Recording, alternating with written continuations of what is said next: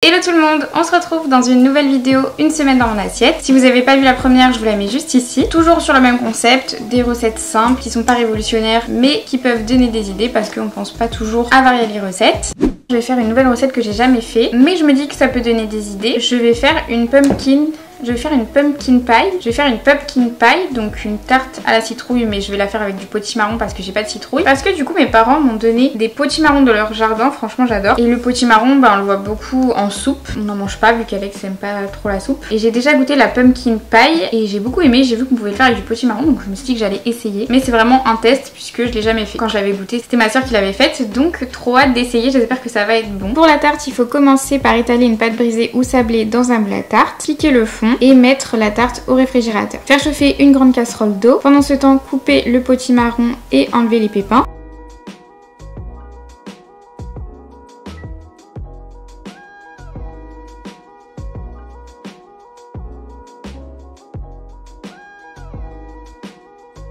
Donc là je vais faire cuire mon potimarron 25 minutes dans l'eau bouillante. Je l'ai coupé en assez petits morceaux parce que moi j'ai pas un énorme mixeur. Donc j'espère vraiment que ça va le faire avec le mixeur que j'ai. Je vais voir juste après la cuisson. Je pensais que ce serait beaucoup plus difficile que ça à couper. Au final ça passe, tant mieux. Et je me dis qu'avec les graines de potimarron, je vais peut-être essayer de les griller. Parce qu'apparemment c'est possible de les griller et de les manger. Faire cuire le potimarron dans l'eau bouillante pendant à peu près 25 minutes. Moi j'ai mis le feu assez fort donc il était cuit au bout d'à peu près 15-20 minutes. Dans un saladier, il faut battre 100 g de sucre, 2 œufs jusqu'à ce que le mélange blanchisse. Ajoutez 3 cuillères à soupe de maïzena, 15 centilitres de lait et de la cannelle, plus ou moins en fonction de vos préférences.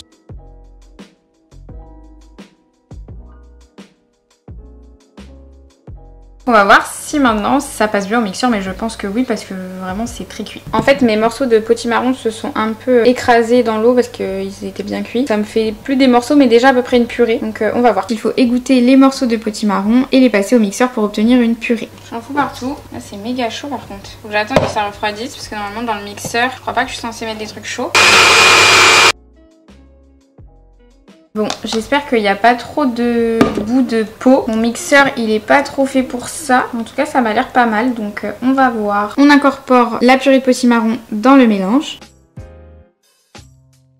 C'est hyper bon. Alors je me rends compte que j'ai pas mis mon tablier. J'aurais dû. J'ai repassé un petit peu ma pâte au mixeur parce que ça avait du mal à mixer. Et dans mon mixeur, faut pas mettre que du solide mais aussi du liquide. Donc j'ai remis au mixeur. C'était mieux vu qu'il y avait la pâte, donc le lait, les œufs, etc. Ça dépend de votre mixeur. En tout cas, la pâte c'est super bon. C'est un peu un goût de châtaigne je trouve. Au niveau du sucre, c'est parfait. J'ai réussi à enlever les gros morceaux de peau avant de mettre dans le mixeur et aussi ce que je voyais en mélangeant la pâte. Vu que mon potimarron était très bien cuit, j'ai pas eu de mal à les enlever. Donc c'est très pratique. La pâte elle est vraiment trop belle je trouve. Oh, je vais en avoir trop là, c'est pas possible. Oula, ça va déborder le truc. Franchement je la trouve trop belle la tarte et je pense que ça va être bon. Donc là j'ai mis 20 minutes à 180 degrés au milieu du four. Et ensuite je mettrai 20 minutes en bas du four. Et puis on va voir la dégustation ce que ça donne, mais je pense que ça va être bon. Du coup je vais faire aussi griller les graines de potimarron.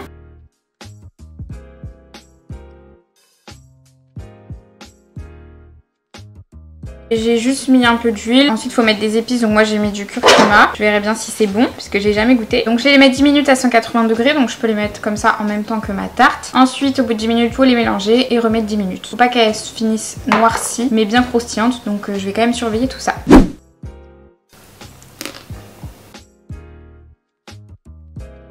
Le goût en soi n'est pas mauvais, mais la texture ça va pas du tout. Il y a plusieurs couches et c'est vraiment pas agréable en bouche je trouve. Donc pour moi c'est pas top. C'est trop dur en fait. Je sais pas, la texture ça va pas donc pour moi c'est un flop. Mais bon, j'aurais essayé.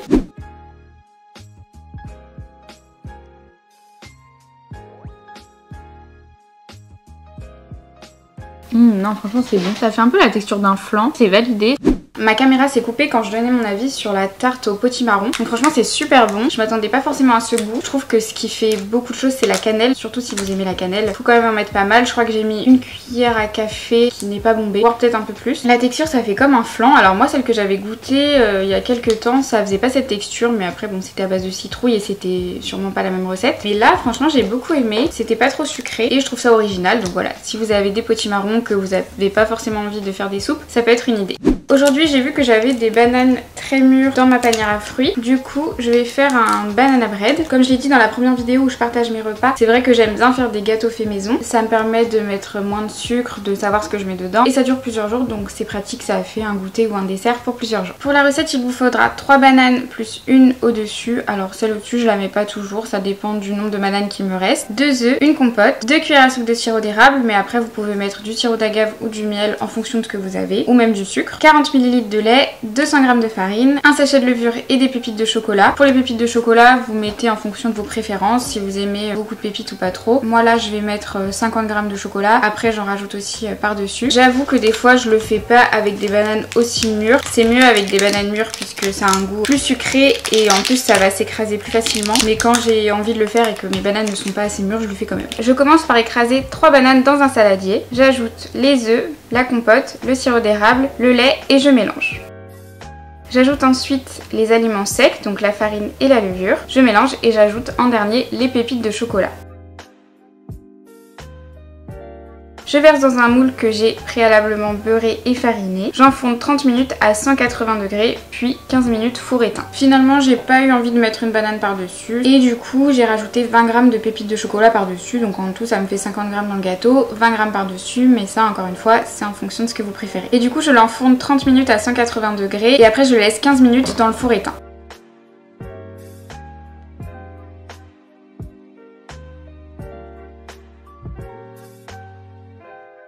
Il est assez cuit. Quand je l'ai sorti du four, on aurait dit qu'il était trop cuit sur le dessus, mais en fait, il est parfaitement cuit à l'intérieur. Et pour moi, là, il y a assez de chocolat. Nouvelle journée, c'est l'heure du déjeuner, donc je vais faire des galettes de courgettes. Donc c'est une recette très simple. C'est vrai que les courgettes, c'est le légume que j'ai tout le temps. Donc j'aime bien varier les repas autour de ce légume. Des fois, je fais juste des courgettes à la poêle, mais là, j'avais envie de changer, donc je vais faire les galettes. Je commence par éplucher la courgette. Vous n'êtes pas obligé de le faire, mais moi, je le fais pour enlever les pesticides. Ensuite, il faut râper la courgette. Moi, j'ai pas de râpe, donc j'utilise mon économe pour faire des grandes lamelles et après je vais les découper en plus petits morceaux. Mais si vous avez une râpe, utilisez la râpe parce que c'est beaucoup plus simple. Je mets les morceaux de courgettes râpées dans un torchon propre et j'essore bien pour enlever l'excédent d'eau. Ensuite j'ajoute un œuf, 75 g de farine, 20 à 30 g de fromage râpé, ça c'est en fonction de vos préférences, du sel, du poivre, des épices. Je mélange bien.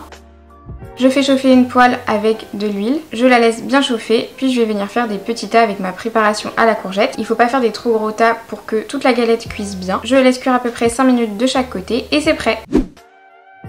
Ça sent trop bon.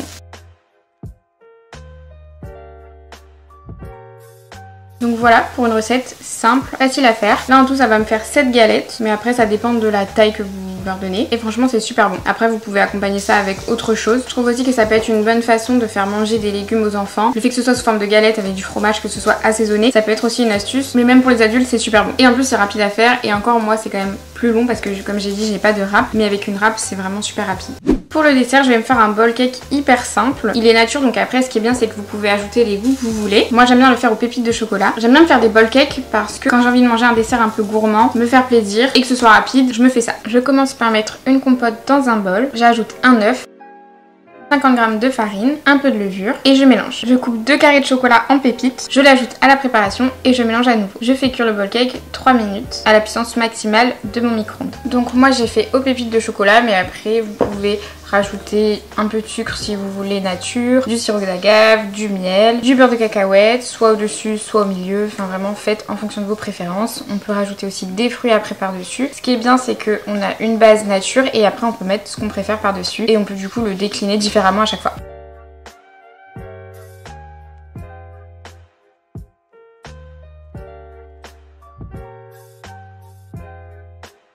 Nouvelle recette pour ce soir, ce sera des pizzas wrap, toujours avec mes tortillas comme je l'ai dit dans la première vidéo, c'est un truc que j'ai toujours chez moi. La dernière fois j'avais fait des quesadillas, des fois je fais des wraps, surtout en été, et donc là je vais m'en servir de base pour faire une pizza.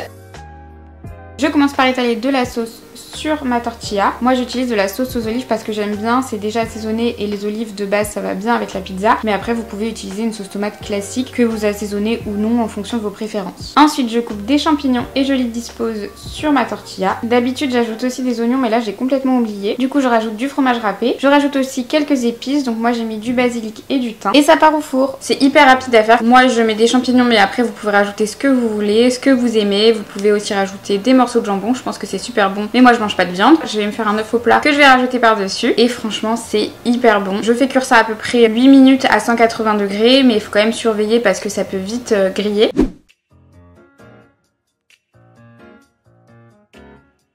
Finalement je l'ai fait cuire que 6 minutes et c'est parfait, c'est bien grillé.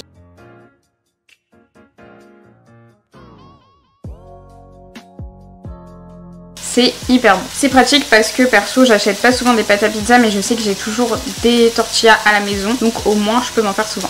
Ce soir je vais faire hamburger frites, c'est un repas que j'aime bien faire. Moi c'est vrai que j'achète jamais des frites surgelées, je les fais toujours fait maison. Je trouve que c'est largement meilleur et en plus c'est moins gras, c'est moins salé. Et j'aime vraiment faire des frites fines, donc je sais qu'au moins là je peux faire les frites comme j'aime. Après avoir lavé mes pommes de terre, je les coupe en deux dans le sens de la longueur. Je coupe ensuite des tranches que je recoupe en deux pour avoir des frites fines. Je dispose mes frites sur une plaque de cuisson recouverte de papier sulfurisé. Je mets de l'huile, du sel et quelques épices et ça part au four. Je fais 2 plaques de frites, je fais cuire 30-35 minutes à 180 degrés. Au bout de 30 minutes je regarde régulièrement pour être sûre que ce soit pas trop cuit. Après pour la cuisson ça dépend si vos frites sont plus fines ou plus épaisses. 2 plaques de frites ça nous fait 2 repas pour 2 personnes. Et même le lendemain quand on réchauffe ça reste bon. Moi je préfère les frites avec la peau donc je laisse la peau. Après c'est sûr que c'est mieux d'avoir des pommes de terre bio quand on laisse la peau. Moi c'est pas le cas mais c'est vrai que je trouve que c'est meilleur. Je commence par faire cuire un steak haché pour Alex et pour moi 2 poissons panés. Je coupe un oignon rouge. D'habitude j'utilise de l'oignon classique, mais c'est vrai qu'en ce moment j'aime bien utiliser de l'oignon rouge dans mes recettes. Je fais cuire l'oignon et en attendant je découpe mes pains burgers. Quand mon steak et mes poissons panés commencent à être cuits, je rajoute par-dessus une tranche de cheddar. Je fais griller mes pains burgers quelques minutes au grille-pain. Je les tartine de sauce frite. Je rajoute mes poissons panés, mes oignons, une tranche de cheddar et je referme. Elles sont bien fines là, bien croustillantes, comme j'aime.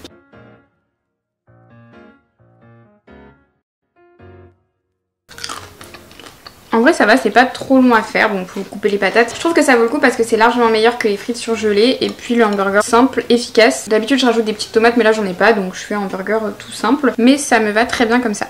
Nouvelle journée, donc nouvelle recette pour ce midi, je vais faire des pâtes au thon, donc encore une recette très simple que j'aime bien me faire. Je commence par faire chauffer une casserole d'eau. Pendant ce temps je prépare ma sauce, donc je mélange de la crème fraîche, alors soit liquide soit épaisse en fonction de ce que vous préférez, avec de la moutarde. Pour les quantités faites en fonction de si vous aimez la moutarde forte ou pas. Je mélange et j'ajoute des épices. Je fais cuire mes pâtes, pendant ce temps je prépare du thon que je vais émietter. Une fois que mes pâtes sont cuites, je laisse la quantité que je veux dans la casserole, puis j'ajoute la sauce et le thon et je laisse cuire quelques minutes. Et c'est prêt! Donc voilà pour cette petite recette que j'aime bien me faire. Là j'ai rajouté un peu plus de crème fraîche et de moutarde à la fin parce que je trouvais qu'il n'y avait pas assez de sauce, mais ça vous jaugez en fonction de vos préférences. Et puis voilà.